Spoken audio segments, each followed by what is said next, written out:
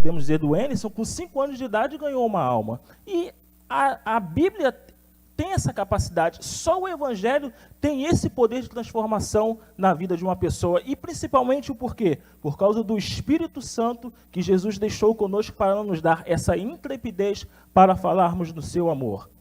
Amém, irmãos?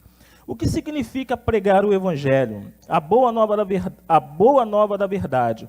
O Evangelho constitui-se no anúncio da verdade em seu caráter genuíno e puro, que é Jesus Cristo, o Salvador para uma sociedade que descarta os valores éticos e morais. A essa verdade devem os homens obedecer sem exceção, sob o risco de condenação eterna. E hoje em dia, tem uma palavra aqui interessante que fala sobre valores éticos e morais, é a inversão de valores que nós estamos vivendo na sociedade. Talvez você seja ético, talvez você tenha moral, talvez seja o suficiente, mas principalmente essas coisas hoje em dia que estão descartadas, valores éticos e morais, é que muitas das vezes tem atrapalhado o Evangelho de Cristo e nós, como os cristãos, fazermos a diferença. Fazer a diferença no seu trabalho, na sociedade, por onde quer que nós andamos hoje, é difícil.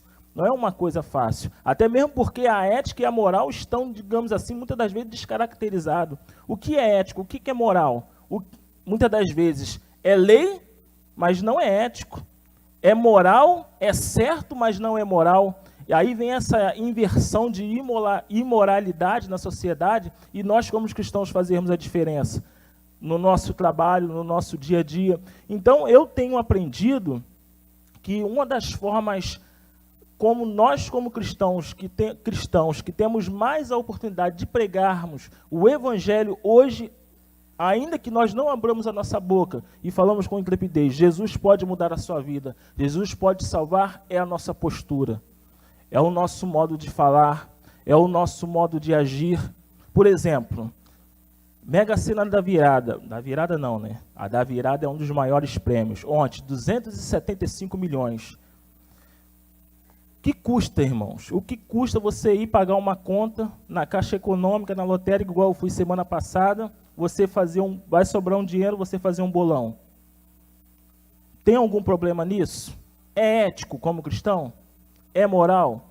Não é. No meu trabalho teve um bolão, 30 pessoas, só eu e um presbítero não entramos.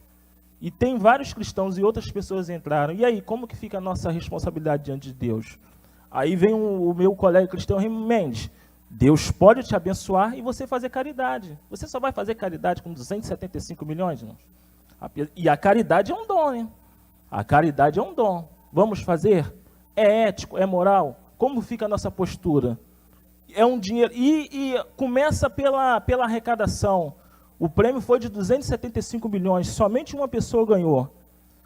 Desses 275 milhões distribuídos, a arrecadação da Caixa Econômica foi mais de 1 bilhão. Por que ela não repassa o dinheiro todo que se começou? E aí, vamos dizimar, vamos ajudar a caridade? E aí? Eu costumo aprender, tem um histórico de que muitas pessoas que ganharam esse dinheiro voltaram a ficar pobre, perderam a fortuna. O que vem fácil, vai fácil. E a Bíblia nos diz que se nós esperarmos por Cristo somente nesta vida, as benesses nessas vidas, somos os mais miseráveis de todos os homens. Então, o maior prêmio que eu e você, que a sociedade pode receber, é a vida eterna com Deus. Esse preço não é 275 milhões, 1 bilhão, 10 milhões, 100 mil reais que mudaria a sua vida aqui na Terra hoje, aparentemente. Mas o mais importante é nós garantirmos a nossa vida eterna com Deus. Não sermos egoístas, mas termos a certeza dessa vida eterna e levarmos outras pessoas conosco. Outro dia eu estava conversando com a minha esposa. Todos nós temos um sonho pessoal, íntimo, financeiro. É bom andar num bom carro, é bom ter uma excelente casa. Você hoje sair com a sua esposa ou com a sua mãe, comer no melhor restaurante. Mas a melhor coisa é ter a certeza da salvação. E eu tenho certeza que se eu perguntasse aqui hoje, se Jesus voltasse hoje com todos os seus sonhos humanos, morais que você tem, e até mesmo espirituais, seria a melhor coisa que poderia acontecer com a nossa vida. Sim ou não, irmãos? Graças a Deus por isso. O que significa pregar o Evangelho? Pregar o Evangelho é convencer que o homem tome a decisão de obedecer a Cristo, claro e evidentemente, por meio do Espírito Santo. Vamos ver isso na Bíblia Sagrada? Efésios capítulo 1, o versículo 13. E outro irmão, abra a Bíblia, por favor, em João, capítulo 16, versículos 7 e 11. Efésios capítulo 1, versículo 13. E João capítulo 16, versículos 7 e 11. O que diz a palavra de Deus?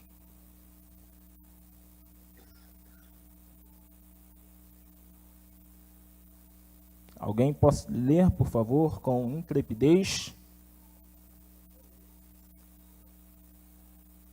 Efésios 1:13, primeiro.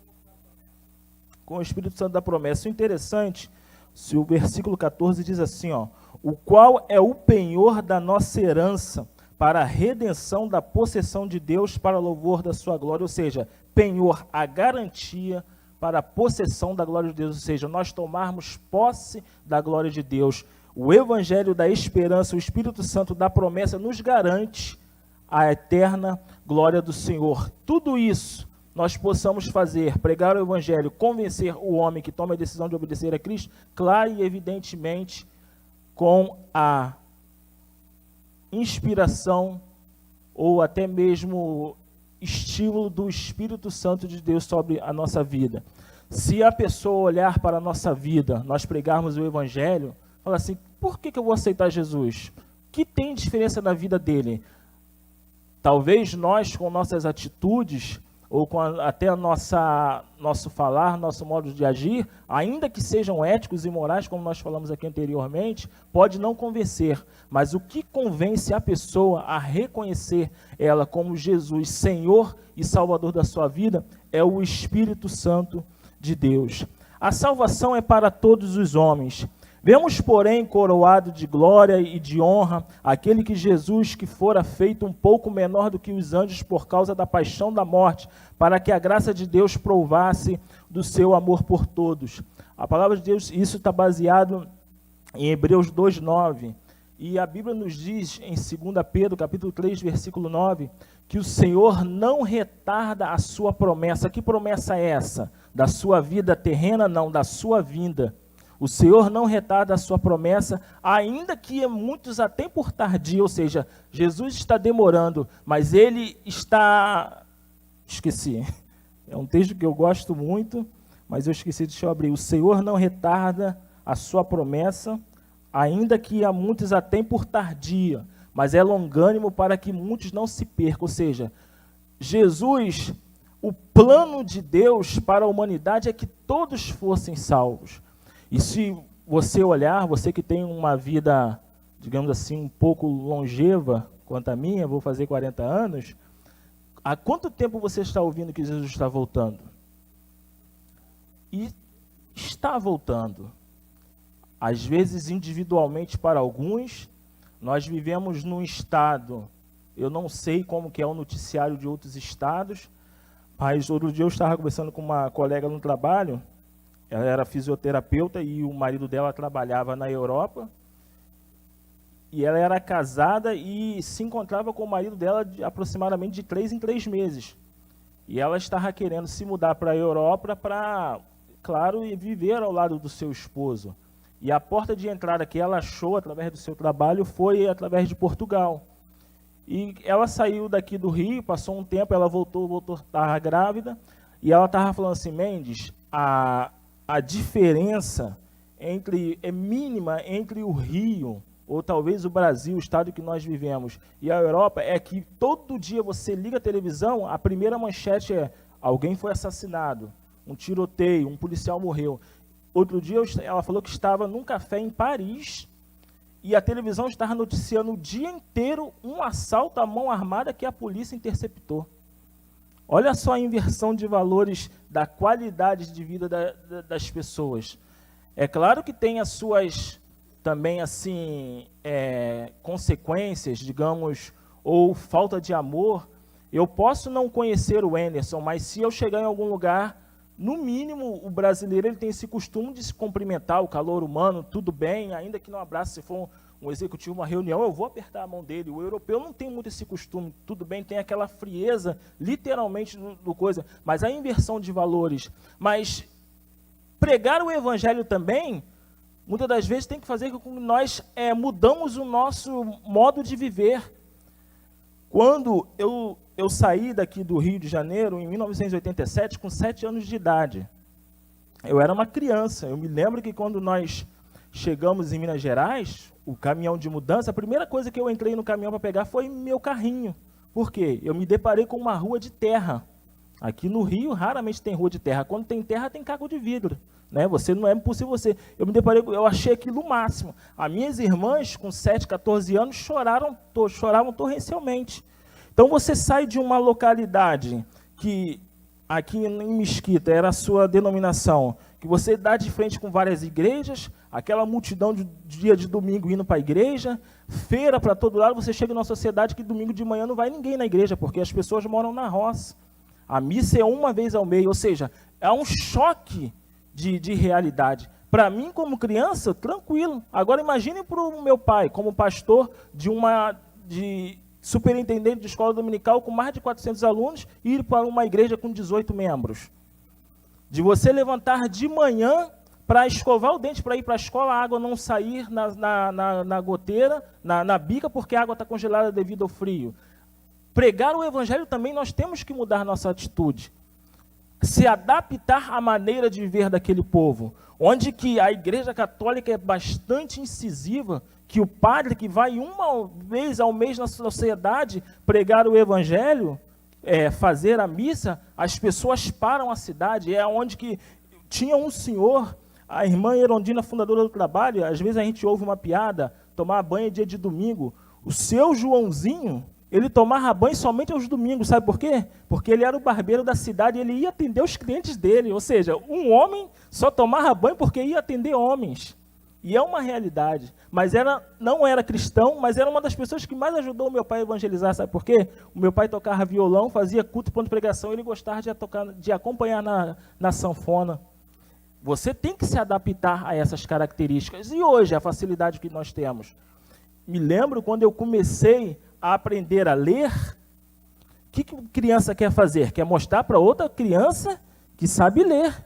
Aí tinha 3 meninas, tinha 3 colegas na igreja que sabiam ler melhor do que eu. Eu pedi ao meu pai para ter oportunidade, para mostrar que eu sabia cantar o hino da harpa e sabia ler. Só que era numa casa onde não tinha luz, era lamparina. Aí o que é lamparina? Você sabe o que é lamparina?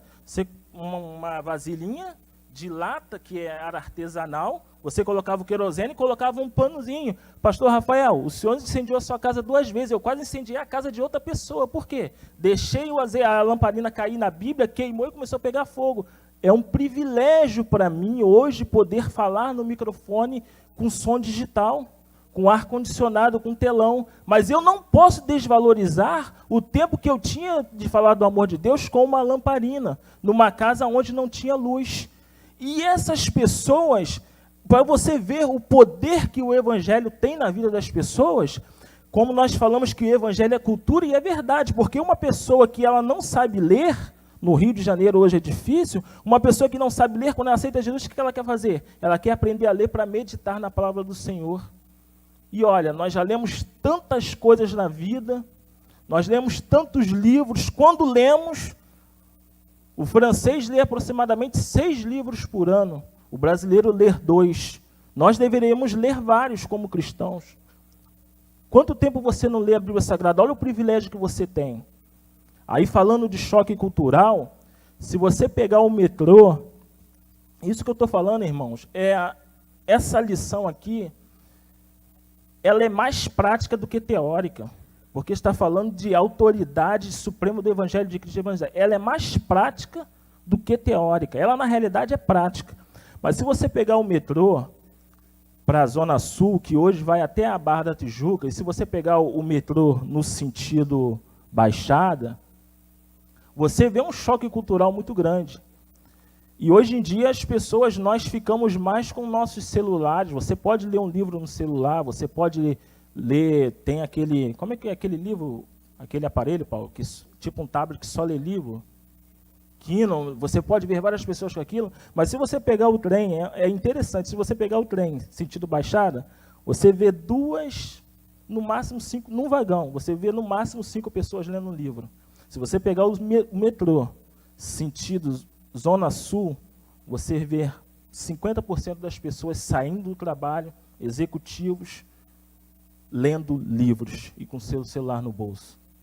Mas essa semana eu me deparei com um colega do trabalho, ele indo para o trabalho lendo a Bíblia. E eu em pé, observando ele, uma outra pessoa olhou com desdém porque ele estava lendo a Bíblia. Olha só como que nós sofremos essa coisa. Mas por que nós realmente não fazemos isso? Mas a Bíblia, Mendes, é um livro que você tem que ler fechadinho. É uma forma de pregar o Evangelho. Da mesma forma que vários livros, e você é engraçado, né? Você às vezes pega um livro e as pessoas lendo um livro em inglês e espanhol. Caraca, olhando assim, uma Bíblia desse tamanho assim, tu vai ver as entrelinhas lá em inglês, olha a cultura da pessoa. Mas eu não posso desprezar o Suede, que era um homossexual lá no trabalho há mais de 20 anos atrás, e hoje é um pregador do Evangelho, e as pessoas olham para ele. Esse daí existe ex-homossexual, sabe o que é isso? É o poder que o Evangelho transforma. E o Suede no metrô, lendo a Bíblia Sagrada, aquilo ali é uma forma de evangelizar. E às vezes nós falamos, poxa, mas eu não tenho oportunidade. Aí você pegar a Bíblia, começar a ler, uma pessoa pode chegar, fica curioso, já ficam curiosos, ver um Bíblia lendo a Bíblia. O que você lê? Lembra que quando chegaram para um determinado homem, o eunuco, o que lês? Aí ele leu o profeta Isaías, ele creu no Evangelho. Nós podemos aguçar essa sede nas pessoas. Eu me lembro que quando nós voltamos para o Rio de Janeiro, meu pai já está com 73 anos, e uma menina foi passar na rua evangelizando, não, entregando papel de política, e ela pediu meu pai água. Meu pai é muito estrategista, ele tem uma facilidade de comunicar assim, igual a minha esposa. Quem conhece a Alba aqui? Então, a melhor mãe do mundo. Há uma diferença muito grande, assim, os opostos se atraem, mas não é porque minha esposa, mas é íntima minha, ela tem uma facilidade de comunicação muito grande. Ela tem uma facilidade de comunicação muito grande. Aí, às vezes, ela fala, chegou uma pessoa aqui no trabalho, como que eu falo para falar ela com Jesus, que não sei o quê? Ela tem uma facilidade de se comunicar, e o meu pai falou, e o meu pai também tem essa facilidade. E uma moça chegou lá em casa, pediu água, aí o meu pai, poxa, quem é o político que não sei o quê, mas, poxa, a eleição que não sei o quê, mas tem um que já foi eleito. Ela, como assim? Antes de Jesus que não sei o quê, e começou a pregar o Evangelho, a moça aceitou Jesus lá em casa. Eu falei, caramba, eu fiquei olhando assim, eu falei, eu queria ser assim. Aí quando terminou, meu pai ainda vira e falou assim, meu filho, hoje eu não tenho mais a sua disposição para estar no evangelismo, mas Deus é tão bom que traz as pessoas aqui em casa para eu ganhar para Jesus. Nós temos que pedir a Deus, irmãos, estratégias, sabedoria, entendimento, porque as pessoas, elas querem, estão sedentas de Deus. Por mais que a pessoa fale assim, só Jesus na causa, está se tornando uma forma pejorativa, mas se é só Jesus mesmo. E você conhece esse Jesus, que pode realmente mudar a sua vida? Nós temos que aproveitar esses momentos. E a lição, sabe por quê? Que nós temos que... O Evangelho é para todos, e o Evangelho, ele liberta totalmente. O que pode nos tirar das garras de Satanás desse mundo? É a igreja. Pastor Silas fala, graças a Deus a Igreja Universal hoje, que é uma das pioneiras que mantém a igreja praticamente hoje aberta 24 horas. Antigamente as igrejas, os cultos eram quarta-feiras, domingo de manhã, domingo à noite e sexta-feira. Era só esses momentos. Hoje nós vemos igrejas abertas a todo tempo. Aí a inversão de valores da sociedade, sabe o que o Anselmo Guasvai fala no jornal dele? Infelizmente, a cultura está se esvaindo no Rio de Janeiro, mas o cinema se fechou e a igreja entrou. Não é a cultura crescendo, porque onde chega uma igreja, chega a cultura, chega o evangelho, chega a luz. Mas sabe por quê? Se as salas de cinemas estão fechando, é sinal que não estão tendo tanto apelo. E se ali era uma porta de cinema, hoje é uma igreja, glória a Deus por isso. Porque haverão dias que as pessoas irão procurar um lugar para entrar e a igreja não estará mais aqui. Nós estaremos eternamente no céu com o Senhor Jesus. Enquanto esse dia não chega, eu e você temos que esvaziar as salas de cinema. A não ser que você vá com seu filho ver Os Vingadores, né? Alguma coisa assim. Ou, qual é o nome, filha? A Superação, né? Eu vou fazer aqui o que eu aprendi na sede. O irmão do pastor Silas pregou. Antigamente era pecado, hoje não é mais não, irmãos. Vai ver um filme agradável com a sua família, entendeu? É interessante, tem bons assuntos. Eu falei pessoalmente para o pastor Rafael que ele vai se identificar muito com o pastor. Muito bom, vale a pena. Vale a pena. Você pode pregar o evangelho também lá, né? Sabe por que o evangelho liberta totalmente? A Bíblia nos diz assim, vamos abrir lá em Salmos 119, versículo 45. Ou pode somente ouvir. Salmo 119, versículo 45 diz assim, ó: e andarei em liberdade, pois busquei os teus preceitos. Ou seja, os preceitos, as leis de Deus, ela nos dá a liberdade. Lucas capítulo 4, versículo 19 diz assim, ó: apregoar liberdade aos cativos e dar a vista aos cegos. Ou seja, o evangelho também cura. Pôr em liberdade os oprimidos e anunciar o ano aceitável do Senhor. Falamos muito da cegueira. A diabetes, ela traz cegueira, porque o seu sangue viscoso, ele diminui a irrigação desses microvasos que você tem. Mas o problema da nossa sociedade hoje, e muitas das vezes como nós cristãos, é cegueira espiritual. Mas em nome de Jesus, nós sairemos daqui com os nossos olhos espirituais mais abertos para iluminar essa cegueira espiritual da sociedade. Você crê nisso? Pode dizer amém? A esperança, o próprio evangelho é a esperança que não se desespera. Ter esperança, o pastor Rafael falou semana passada, lembra-nos do que? Paciência. O Romanos, se eu não me engano, fala sobre isso. A paciência gera a experiência e a experiência o quê? A esperança. Nós somos pacientes porque temos esperança da vinda do Senhor. A experiência que essa paciência está nos trazendo faz com que nós apregoamos, sabemos que teremos dificuldade, teremos provações como os cristãos, mas a nossa esperança é que o Senhor Jesus vai buscar essa igreja, a sua igreja. E essa esperança, ela não nos traz desespero. Não é aquela esperança que você fica com a sua adrenalina com uma cena de um filme. Não é aquela esperança que as pessoas ficaram ontem, meu número vai ser sorteado, é só ter uma... As pessoas, vocês viram as reportagens, as lotéricas lotadas, sabe o que é aquilo ali? É fé em ganhar. Por que nós não ajudamos essa fé ter a certeza de jogar e ganhar? A fé e a certeza que Jesus pode mudar a vida delas. Que aquela esperança que ele está naquele dinheiro de resolver a sua vida possa ser o evangelho de Jesus Cristo. Não financeiramente, mas graças a Deus nós não conhecemos nenhum cristão miserável. Alguém conhece aqui algum cristão que passa fome, necessidade? Ainda que passe necessidade, a Bíblia diz que o Senhor Jesus supre todas as nossas necessidades em glória. Amém? Por isso, Romanos capítulo 15, versículo 4 e 13. Romanos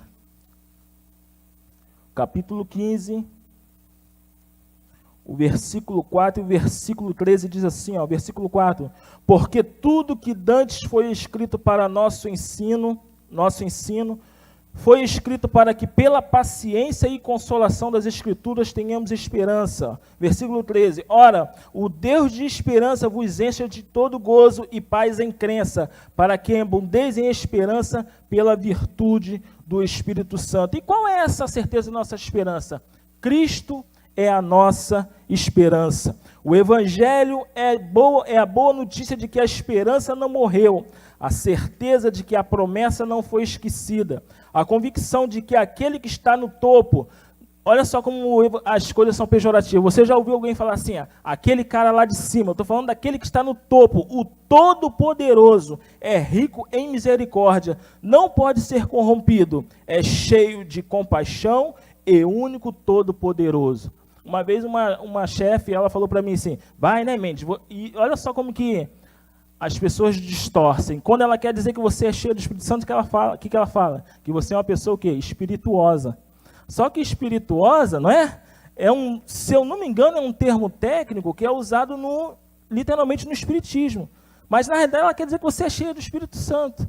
E muitas vezes ele fala assim, o cara lá de cima, está se falando de qual cara lá de cima? Porque onde que é o abismo? É em cima ou embaixo, biblicamente falando? Né? Mas existem 3 tipos de céus. Os céus da atmosfera, os céus das nuvens, né? Quando você anda de avião, né, você tem uma experiência, né? Parece que aqui embaixo às vezes está uma tempestade, está aquela coisa do tempo, quando você sobe acima das nuvens, o céu atmosférico, né? O abismo e as mansões celestiais. De qual cara lá de cima ele está falando? Né? É uma oportunidade que você tem. Você é um cara muito espirituoso. Espirituoso, você quer dizer cheio do Espírito Santo? Né? A inversão que eles traem de valores para nós. Mais à frente a lição que hoje tem almoço Dia das Mães. A mensagem é libertadora, ou seja, a verdade do Evangelho não permitirá que desvaneçamos, pois a fé produz liberdade. 1.3 é esperançosa, ou seja, essa esperança produz o sentimento de prazer quando compartilhamos a palavra com a pessoa que evangelizamos. O Evangelho, irmãos, compartilhar é um dever. Se eu falar que é uma obrigação, ninguém gosta de fazer nada obrigado. Ninguém gosta de fazer nada obrigado. Mas, principalmente nós como adultos, como adolescentes que tem aqui, como meu filho, nós temos que imprimir neles as suas obrigações, ou seja, as suas tarefas. Mostrar para eles que a vida não é tão fácil, né? E você é engraçado que quando você chega a uma determinada fase da sua vida, meu filho hoje tem 13 anos, você reprime ele de algumas coisas, o pastor Evandro sabe muito bem disso, mas no seu subconsciente você fala assim, eu já fiz isso no passado. Aí o que você tem que fazer? Você tem que mostrar para seu filho que vale a pena você não fazer aquilo que ele fez no passado, sem ele saber, e ele está ouvindo, que você fez aquilo no passado, mas vale a pena você ensiná-lo a não cometer aquilo, porque pode trazer uma consequência muito grande. Por exemplo, hoje em dia, o que você mais, uma criança, ela tem a obrigação, qual o dever que uma criança tem hoje, Anderson? Qual o dever, qual a obrigação que uma criança tem hoje? Estudar. Estudar, brincar, normal. Mas qual a obrigação que uma criança tem hoje? Estudar. Né? E quando eu era menor, eu nunca fui bom de bola, mas já me diverti muito jogando bola, mas trouxe umas consequências muito grandes para a minha vida. Porque eu tinha um amigo, Valdeci, ele hoje era para ainda ser um profissional, e ele é um amador, e com 3 anos de idade, e na 3ª série, é engraçado, né? Você fala de cultura, aqui no Rio de Janeiro você vê hoje quadras, né? Tapetes, como é que se fala essa grama? Sintética, né? Em Minas Gerais, as escolas eram grama mesmo. A quadra da escola era um gramado, né? O tempo de aula era 50 minutos de português, somente de português eram 6 tempos de português, matemática era 5. O mínimo que você tinha era ensino religioso, que era 2 tempos. Mas na 3ª série, nós combinávamos de terminar a aula e jogar bola. E eu almoçava correndo, chegava na casa, desci na 3ª série, olha a mentalidade dele. Eu vou fazer uma recapitulação daquilo que a gente estudou hoje. Eu era ruim de bola e só queria viver jogando bola. O Desi era excelente de bola, era um craque e ainda era inteligente e para piorar, era estudioso. O tio dele levou ele para, quem gosta de futebol, sim, tudo o oposto do que eu era. E o tio dele, vendo esse talento dele, levou ele para as bases, lá do Volta Redonda. Mas ele ficou com saudade de casa e voltou lá para a roça onde nós morávamos. E o meu pai deixava eu brincar, mas tínhamos que trabalhar na igreja, mas a maneira que meu pai deixava de eu brincar era deixar os meninos irem brincar em frente à igreja para ver o Deci, desculpa o termo, me esculachar no futebol. Só que o tempo foi passando. Aí as notas. O meu pai falou assim, Deci, qual é a sua nota? Seu Jorge, 10. Ele era tão bom que nós íamos fazer a prova e ele ficava olhando todo mundo desesperado fazer a prova. Quando faltava 10 minutos, ele fazia a prova todinha e tirava 10. Aí meu pai falou assim, ó, no segundo bimestre, se você ficar reprovado, você vai tomar uma surra. O Deci riu, contou para todos os colegas o que ele fazia de propósito, vamos jogar bola na frente da casa do Anderson. E jogava, era um futebol muito bom, chegou no final do ano, no terceiro bimestre, o Deci já passou, já estava de férias. O que chegou no final do ano, o que aconteceu com você? Fiquei reprovado na terceira série, irmão, não tinha nada a perder. Sabe o que meu pai falou? Esse ano você nunca mais vai recuperar na sua vida. Não tinha nunca mais. Aí passa o tempo, com 18 anos, aí com 14 anos eu voltei para o Rio de Janeiro, com 18 anos eu fui para o quartel, eu servi a Marinha. Só que eu estava no segundo ano, terminei, faltava o terceiro ano, você servir, estudar, não dá. Fui para a Marinha, não enganjei, quando voltei, em 2000 fui fazer o terceiro ano, aqueles meus colegas todinhos que já estavam formados, aí eu lembrei que meu pai falou comigo lá na terceira série, esse ano você nunca mais vai recuperar da sua vida. Às vezes, a nossa vida espiritual, algumas coisas nós deixamos passar, uma alma que Deus coloca do nosso lado para nós falarmos do amor de Deus para Ele, nós deixamos passar. E a Bíblia diz que se ele disser que se o ímpio morrerá, e se nós não falarmos, o preço do sangue dele seremos nossa responsabilidade. Então, o que nós pedimos a Deus, que Ele abra nossos olhos espirituais para verem as necessidades espirituais dessa pessoa. Se você falar, ela morrer, a sua parte está feita. O meu pai falou para eu estudar, é um paralelo que eu estou fazendo. Eu não estudei, as consequências vieram. Mas aí você fala assim, Mendes, e aquela pessoa que você não tem oportunidade de falar, a minha convivência, está no leito de hospital, está entubada, está sedada, e ela não ouvir o evangelho, você não falar. Talvez um dia ela tenha tido oportunidade, mas mesmo assim, a ciência comprova que pessoas em estado de coma induzido, elas conseguem entender aquilo que é falado. E tem pessoas, como eu falei, pregar o evangelho é um dever de todos nós, mas tem pessoas que têm um dom mais específico. E eu já tive essa experiência, até mesmo em hospital. O Alexandre falou aqui na última vez que ele ministrou a aula, um exemplo que um senhor deu muito grande. Ele se candidatou, né, Alexandre, a se tornar maqueiro do hospital, um senhor, e a oportunidade que ele levava os pacientes para exame ou para alta, ele ia e falava, ó, Jesus te ama, Jesus pode mudar a sua vida. Foi uma estratégia que ele teve de falar do amor de Deus. E tem algumas coisas específicas. Eu trabalhava em uma unidade que era cirúrgica, e a maioria das pacientes eram mulheres. E quem passou por uma cirurgia não é uma coisa agradável. Você ser sedado, você ser induzido a uma medicação e as pessoas te cortarem, é uma coisa muito séria, é uma coisa terrível e causa pavor. E a pessoa fica hipertensa, mas eu costumava falar para eles, olha, o médico vai operar, vai fazer o que tem que ser feito, porque quem deu sabedoria aos médicos foi Deus. A Bíblia diz que os sãos não precisam de médicos, sim os doentes. Então, se você tem alguma coisa que o médico possa resolver, faça, sem medo. Mas quem dá sabedoria ao médico, ao procedimento que vai ser feito, é Deus. E falava para a senhora, que Deus guie a mão dos médicos e a senhora volte em perfeita saúde. É uma forma de você estimular aquela pessoa a tranquilizá-la. Mas tem algumas condições que você se depara que não tem como falar. E teve uma determinada ocasião que tinha um paciente que estava há uma semana, o familiar falou assim, olha, pode deixar falecer, não vamos investir, o filho era médico, não sei o quê. E tinha uma colega recentemente que entrou no hospital e ela falou assim, olha, Deus está me incomodando, eu tenho que falar com esse... E o homem lá, uma semana sem sedação nenhuma, sinais vitais estáveis, sem nenhuma medicação, literalmente só aguardando morrer. Né? Você vê aonde que chega a vida humana. A Daiane Mendes, fecha a porta que eu preciso... Ela pediu para eu fechar a porta e eu saí do box. Ela orou pelo aquele senhor, perguntou se ele estava entendendo, passou 10 minutos, o senhor morreu.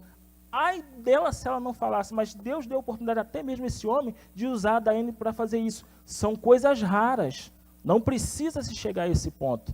Eu poderia também ter feito isso, eu estou dando um exemplo, que tem pessoas que têm algumas chamadas específicas, mas independente dessas oportunidades, ou das chamadas específicas, ou do dom que Deus dá a essa pessoa para fazer isso, eu e você podemos falar com intrepidez, Jesus pode mudar a sua vida.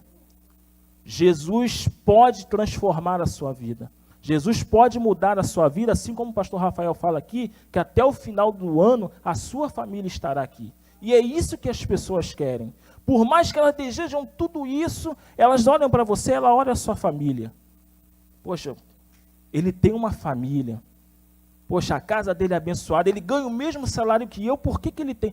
É a bênção de Deus sobre a nossa vida. É a oferta, o dízimo que nós trazemos aqui, que traz bênção para nossas vidas, não porque nós não fazemos, porque nós já somos abençoados antes mesmo de trazê-lo, porque Deus nos dá oportunidade para isso, e que através desses dízimos e ofertas, pessoas sejam alcançadas pelo Evangelho de Deus. Eu falo isso, irmãos, porque eu sei isso na prática. O meu pai foi um missionário durante 7 anos. E uma oferta tem uma diferença na vida de uma pessoa que é missionária muito grande. Tem uma diferença muito grande, sabe por quê? Porque quando você oferta na casa do Senhor, nosso pastor Silas fala aqui, quando uma porta é aberta, você tem condições de ir a lugares onde outras pessoas não vão. Quem aqui abriria a mão da sua vida hoje, com 40 anos de idade, para ir para outro estado, para uma cidade de 2.000 habitantes, onde caiu uma chuva, a luz acabava? Você abriria a mão disso tudo? Abro mão dos meus sonhos, abro mão da minha vida por ti mesmo? Nós faríamos isso? Não estou falando, comparando porque o meu pai fez. O Evangelho é se nós nos rendermos aquilo que Deus nos chamou para fazermos. Então, para mim, hoje, estar aqui falando nesse microfone é um privilégio muito grande, mas a mesma autoridade, pela misericórdia do Senhor, que Deus hoje me dá aqui de instruir, de ensinar, eu tenho que praticar. Então, essa lição aqui, eu chego à conclusão que ela é mais prática do que teórica. Eu fazendo uma autoanálise a mim mesmo, que eu já evangelizei uma professora na minha escola. Quando eu via o meu pai ir na casa das pessoas evangelizar, eu chegava para os meus colegas e falava, eu preciso hoje em dia ter mais intrepidez em falar do amor de Jesus. As pessoas no meu trabalho não podem simplesmente falar assim, eu não vou falar um palavrão porque eu respeito o Mendes, mas porque eles me respeitam. Mas eu tenho que se aproveitar melhor dessa oportunidade. Eu tenho que mudar a minha maneira de falar do amor de Jesus para as pessoas. Eu, estudando essa lição, eu me fiz essa autoanálise. Quantos aquele projeto Josué já teve aqui? 6. Não teve um projeto Josué que eu estivesse em casa. Todos eles bateram e eu estava no trabalho. Foi uma oportunidade de evangelizar. E aí?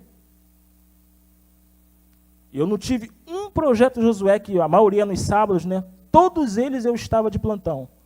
Todos eles. Não teve um que eu não pude trabalhar. Mas olha só como que Deus faz, a oportunidade que Deus nos faz. Uma colega do trabalho acompanha a Advec pelas redes sociais, gostou do projeto, não é cristã e pediu para me comprar uma camisa para ela. Olha só. E aí, eu não tenho que aproveitar dessa oportunidade?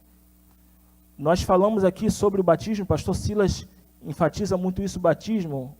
Quando a pessoa aceita Jesus, eu tenho que ser o discipulador. No meu trabalho, eu discipulo uma colega. Ela é cristã, eu brinco que ela mesma reconhece que ela é cristã terça e quinta. Sexta, sábado e domingo ela se desvia. Ela não perde um culto terça e quinta na Advec. E o que ela mais gosta é terça-feira, que é o culto da palavra. Aí esse ano ela falou assim, Mendes, faz um plantão para mim. Eu falei assim, tal dia, tal dia. Ela falou assim, Mendes, tem um show do Jorge Mateus. Eu falei assim, eu não vou fazer o plantão para você. Ela, poxa, Mendes, mas não é pagode, né? Ela mora na Penha, não é a gaiola lá aquela gaiola lá que vocês sabem, não é Jorge Mateus que não sei o quê. Falei assim, Karina, você conhece a verdade. Deus quer mudar a sua vida. Quer falar. Ela não foi no show, sabe o que ela falou? Mendes, eu vou me batizar nesse último batismo. Só que entre nesse intervalo, ela tinha um namoro que ela é uma enfermeira, está fazendo mestrado, e o namorado dela não acompanha não quer nada com a vida. E o namoro dela é de idas e vindas, a ponto de ela chegar a brigar com os familiares dela por causa disso, e ela, muitas das vezes, Mendes, eu vou seguir minha vida, eu vou me batizar. Só que uma semana antes do batismo, teve o feriado. E esse ex-namorado dela convidou ela para ir para Arraial, e ela voltou a esse namoro e ela não se batizou. Eu tenho que continuar tentando discipular ela até, é uma oportunidade que eu tenho, ainda que muitas das vezes eu não estou aqui, que eu não tenho oportunidade de vir aqui na igreja como uma pessoa, para frente, no meu trabalho eu posso discipular uma pessoa. E eu não posso me alegrar quando eu venho na igreja, a gente dá muito essa vazão, no domingo à noite, quando nós saímos daqui alegre, revigorado, com uma palavra profética da paciente, vamos perseverar. Eu tenho que sair com a minha vida cheia, alegre, eu tenho que aproveitar essa alegria e disseminar essa alegria.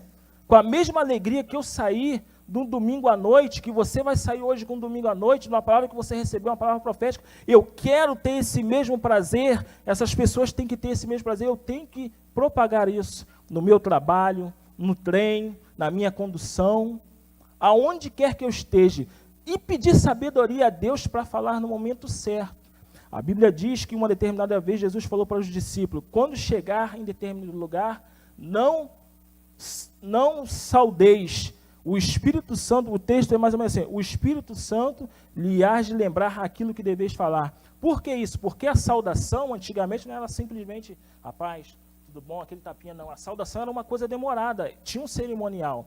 Mas nós temos que pedir a Deus, na hora de nós falarmos, colocar palavra em nossa mente. Só que para Deus colocar palavra em nossa mente, aí eu tenho que, se você possível, veja na semana passada, a lição 5, a compilação da Bíblia Sagrada, a inspiração que ela traz, é você se debater aqui, o justo viverá da fé, que fé é essa? Meditar, se alegrar, entender, mas o que diz esse texto? Ir lá, meditar, se sentir alegre, orar, levantar e Deus falar contigo, você sair dali, é por isso que é difícil segurar um novo convertido, porque ele está cheio, só que muitas das vezes nós somos, às vezes, uns velhos convertidos, nos conformamos, e a Bíblia diz, não vos conformeis com este mundo, né? Não vos conformar, não vamos nos conformar, simplesmente eu e minha casa serviremos ao Senhor. Outras pessoas querem servir ao Senhor, outras pessoas querem ter a mesma alegria que a sua família tem, que a sua casa tem, e que essa igreja tem, e que nós vamos ter para a honra e glória do Senhor. A autoridade do Evangelho, somente a igreja de Cristo, não estou falando do corpo, do templo, mas a igreja de Cristo, a noiva, tem autoridade para anunciar as boas novas do reino de Deus na terra. Por quê? O Evangelho é de origem divina. João 1:1, no princípio era o verbo era Deus, o verbo estava com Deus, ou seja, no princípio, Jesus estava lá, ou seja, a origem é divina. Em segundo, o Evangelho é da graça de Deus, a graça nos alcançou. O pastor Silas falou, não me lembro, ele falou que ia pregar uma mensagem sobre a graça. Ele falou em alguma Santa Ceia que ia pregar uma mensagem sobre a graça. E o pastor André falou aqui uma vez também que ia pregar uma mensagem sobre a graça, porque com esse negócio de graça estão fazendo, desculpe o termo, uma desgraça aí no meio do Evangelho. Aí tem uma mensagem bonita, né? A graça da garça, né? Mesmo com as suas penas brancas, mas não se contamina, né? Ficou até um jargão no meio do jovem, a graça da garça, era um rap, mas nós temos que ter graça, a graça de Deus para andarmos nesse mundo e nós não nos contaminarmos. Ou seja, o Evangelho indica o caminho que conduz à vida. A Bíblia diz, a porta estreita e o caminho largo, a porta estreita que conduz à vida eterna. E é o poder de Deus para a salvação. Que salvação é essa? Salvação significa estar fora de perigo. Deus tem te salvado, tem te dado livramentos, eu nunca fui, digamos assim, assaltado com uma arma. Eu fui assaltado da pior maneira possível, que você se sente mais inútil ainda, né? Eu falei para ela vir para a igreja quarta-feira, ela não vou não. Eu falei, vai que eu vou te buscar, vai que eu vou te buscar. Falei com ela aqui em Nilópolis, botei o celular na mochila, cheguei em casa, estou indo te buscar, cadê o celular? Pior que tu viu a pessoa que pegou o celular e você não viu a pessoa pegar o teu celular. Aí nós nos alegramos, puxa, perdemos, nem tinha acabado de pagar. Aí passa uma semana depois, eu estou saindo de casa, aí uma moça fala assim, rapaz, cuidado que teve um tiroteio ali na frente, só que não tinha mais como voltar. Aí, ali, eu moro perto da Caixa Econômica, ali em Mesquita, aí eu ouvi o rapaz ainda gritando, sentindo que ele tinha acabado de ser baleado, e as pessoas que acham que o balearam, deram a volta, passaram de moto. É Deus que deu os livramentos. Nós muitas das vezes reclamamos por bens efêmeros que perdemos, e os livramentos que Deus nos dá e nós não vemos. É a graça de Deus e a misericórdia sobre as nossas vidas. Ontem, essa semana, uma médica baleada. São coisas terríveis. Todo dia tem uma coisa. Deus está te guardando. Deus está te dando vida, a sua casa, a sua família, e nós não podemos nos conformar nisso, é a graça de Deus. Ou seja, pregar o evangelho é uma autoridade suprema da igreja na terra. O evangelho é acompanhado de sinais e maravilhas. Aí você vai ouvir, a igreja no passado tinha muitos sinais e maravilhas e hoje não tem mais. A Bíblia diz que os sinais seguirão os que crerem, mas o melhor milagre, ou talvez o maior hoje que possa acontecer, é a salvação de uma pessoa. Outro dia eu ouvi uma frase, Deus está prolongando os seus dias na terra para você, digamos assim, qual era a frase? Para você, eu esqueci o termo, Deus está prolongando os seus dias na terra para você viver os milagres, só que estava falando desse milagre material. O maior milagre que pode haver hoje, eu creio, pessoalmente, é a salvação. E se Jesus voltar hoje, talvez muitas pessoas vão ficar, mas eu iria me alegrar muito se eu subir com Jesus para o céu. E eu creio que eu vou subir. É o maior milagre que nós podemos alcançar na face da terra. Vocês creem nisso? É o maior milagre, irmãos. Essa salvação, nós não precisamos, o preço já foi pago. Jesus já sentiu as dores por isso, para que eu e você tivéssemos vida e vida eterna com Deus. Tinha um hino muito antigo que dizia, a multidão levará até o cemitério, de lá para frente o caso é mais sério, não terá ninguém para o acompanhar. A Bíblia também diz, é melhor ir numa casa onde há luto do que ir numa casa onde há festa, porque na casa onde há luto, todos nós nos compadecemos com os familiares, temos a consciência que o homem não é nada. Só que depois que passa o cerimonial, depois que o corpo é inserido na terra, que nós voltamos à nossa origem, nós não podemos julgar. Aí que começa. Vida eterna ou condenação eterna? Temos a certeza da vida eterna? Temos que propagar essa outra vida eterna às outras pessoas, porque Jesus está voltando. E a autoridade espiritual que Deus nos tem dado, nos deu essa manhã, fará com que essa igreja será cheia. Será que vidas serão alcançadas, que Nilópolis serão alcançadas, que o seu trabalho, aonde você quer que você vá, fará diferença na vida de pessoas, através do Espírito Santo de Deus na sua vida. Que Deus os abençoe. Mais uma vez, parabéns a todas as mães pelo seu dia. Muito obrigado. Aleluia. E esta é uma autoridade que é outorgada a todos vocês, Igreja do Senhor, a autoridade do Evangelho transformador, um Evangelho que sara, mas também salva, né? O Mendes deve lembrar, o Mendes é dessa época, eu estava comentando com minha esposa, que a gente passava em Nova Iguaçu, ouvia um carro, uma cornetia, né? Jesus Cristo voltará. É uma certeza. Leve esta certeza no seu coração, mas não seja egoísta. Faça como esse carro. Era um Fiat 147. Não vamos entregar aqui, que eu também lembro disso, né? Mas ele estava sempre anunciando que Cristo voltará. que o Senhor possa estar abençoando o nosso professor. Você pode aplaudir ao Senhor pela vida do nosso professor mais uma vez. Vai estar dando sabedoria, graça, para cada vez mais ser instrumento para nossas vidas. Convidar nosso pastor, nós está fazendo as considerações finais.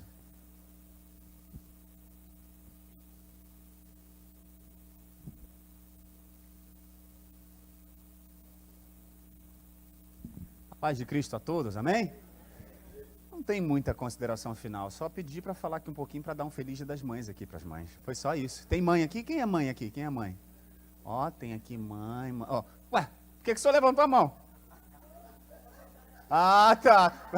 Por favor, ué, saiu alguma coisa daquele ventre ali. Parabéns a vocês, mamães. Não vou realmente me alongar, porque vocês vão almoçar aí com seus filhos, os filhos da mãe vão almoçar com as mães. A gente preparou ali um gazebo, não sei se chamaria gazebo ali, tem um espaçozinho ali para você tirar foto se você tiver com seu filho aí, se não tiver, à noite você pode tirar, é para vocês mesmo, mandei separar ali, para fazer um oba-oba ali para vocês com seus filhos, está lá atrás, tá bom? Logo mais à noite, se você puder trazer o seu filho, se você puder trazer a sua mãe, uma palavra de Deus aqui, que é o mais importante, quem prega aqui hoje é a irmã Venícia Porto. Consegui trazê-la no domingo, é difícil, porque ela tem a igreja lá com o pastor Moisés, né? Manassés, perdão. Não, Moisés é outro, Moisés. Então é um pouco mais complexo, mas consegui. Ela vai estar aqui pregando a palavra hoje, abriu mão de estar lá, né, nas comemorações do Dia das Mães, para estar aqui hoje, Dia das Mães. Então a gente quer ouvir uma mãe, né? Quer ouvir uma mulher. Ela não vai pregar mensagem para a mãe, né? Eu deixei ela muito à vontade. Mas pedi para ela vir aqui ministrar uma palavra, então ela está aqui hoje à noite e vai ser bênção do Senhor para as nossas vidas, tá? Vamos ficar de pé para a gente orar. Já fica aqui meu parabéns a todas as mamães. Você vai almoçar com a sua, eu vou almoçar com a minha. Eu vou fazer um gabinete aqui, vou atender a Ciclene está aqui, vou atender a Ciclene e depois eu vou almoçar com a minha mãe também. Então corre aí, vai almoçar com a sua mãe, vai almoçar com o seu filho. É bom, né, de vez em quando você abrir um espaço da sua agenda para sua mãe. Como o Mendes falou aqui com propriedade, né, que a gente sempre ouve falar, mas a gente tem que praticar, tem que dar valor enquanto elas estão aqui. Depois, não, dá valor agora. Ah, mas ela é chata. Ah, mas ela tá velha. Ah, mas ela tá caducando. Você deu muito trabalho para ela também. Muito. Não é isso, mãe? Os filhos dão muito trabalho, né? Muito. O Mendes estava aqui falando e fica contando as minhas coisas aqui. Fala das tuas, rapaz. Fala que eu botei fogo na casa 2 vezes, deixa que eu falo isso. Eu dei muito trabalho para minha mãe. Hoje minha mãe me dá um trabalho, que minha mãe não enxerga mais. Tá gravado, né? Minha mãe não enxerga mais, minha mãe faz umas artes, cai na rua, essas coisas assim, né? Mas vamos lá, vamos que vamos. Não se compara ao trabalho que eu dei, não. Vamos orar. Eu vou chamar aqui uma mãe para orar. Quem é que eu vou chamar? Vem cá, minha segunda mãe, Gorete, vem cá. Vem cá orar. Vai chorar agora, né? Ela chora que eu tô... Vem cá orar pra gente ir para casa. A paz de Cristo. Muito obrigado por essa oportunidade. Eu parabenizo a todas as Mas mães. da Assembleia Vé mesmo, né? Caramba, chamei de agradecendo a oportunidade. De orar. Vamos orar. Senhor Jesus, muito obrigado, meu Senhor, por essa oportunidade de estar aqui na tua casa. Senhor, abençoa todas as mães aqui reunidas, amém, meu Deus. Que esse dia seja maravilhoso para todas. Que os filhos possam dar mais atenção às suas mães, amarem mais, Senhor. Que hoje o amor está escasso, mas que os filhos possam amar muito, muito mesmo as suas mães. Abençoa, Senhor, o teu pastor que está aqui comigo, também que ele é meu filho. Eu amo muito, meu Senhor, e a todos os meus irmãos. E nos leva em paz, e que à noite venhamos estar aqui para louvarmos o teu nome. Muito obrigado, em nome de Jesus. Amém. E a mãozinha dela está aqui comigo, assim, me segurando. Estou dando para sair daqui.